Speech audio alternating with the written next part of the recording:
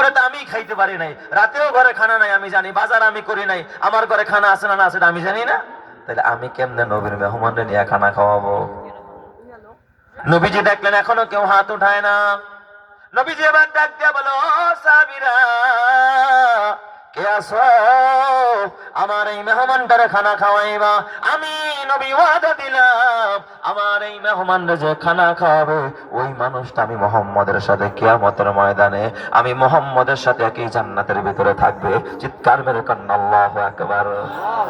বিশাল বড় এক অফার দিছে নবীজি, বিশাল বড় এক অফার। বুখারী শরীফ আসছে এই ঘটনা। এবার তো সাহাবায়ে কেরাম লোভ সামলাইতে পারে না, সবারই মনে চায় যদি আমার ঘরে খানা থাকতো আমি এই অফারটা গ্রহণ করতাম, কিন্তু কারো ঘরে খানা নাই, সবাই মাথা নিচু করে কাঁদতেছে। উম্মে সুলাইমের স্বামী হযরতে আবু তালহা, সেও জানে তার ঘরে খানা আছে কিনা জানা নাই। আবু তালহা লোভ সামলাইতে পারে নাই। এই লোভ দুনিয়ার লোভ না, এই লোভ জান্নাতে যাওয়ার লোভ, এই লোভ আমার নবী প্রেমের লোভ, এই লোভ হলো নবীর সাথে জান্নাতে যাওয়ার লোভ।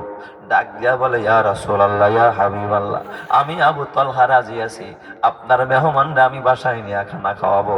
চিৎকার মেরে কন্যা আল্লাহু আকবার। আবু তালহা রাজি হয়ে গেছে। সে নিজেও জানে না তার ঘরে খানা আছে না নাই।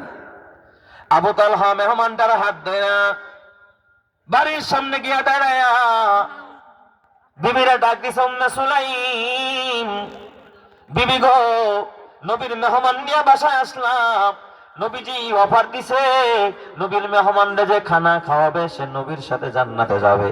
ও বিবি, ঘরে কোনো খানা আসেনি? ঘরে খানা আছে কিনা? আবু তালহাও তো জানে যে আমি বাজার করি নাই, ঘরে কোনো খানা নাই।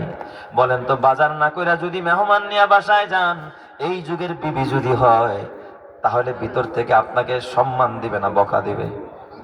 গোলামের ঘরে গোলাম, বাজার করস না, ওর মেহমান নিয়ে আইসস, মেহমান ফুটাইছস, ঠিক না ব্যাঠিক জোরে কর, জারু না?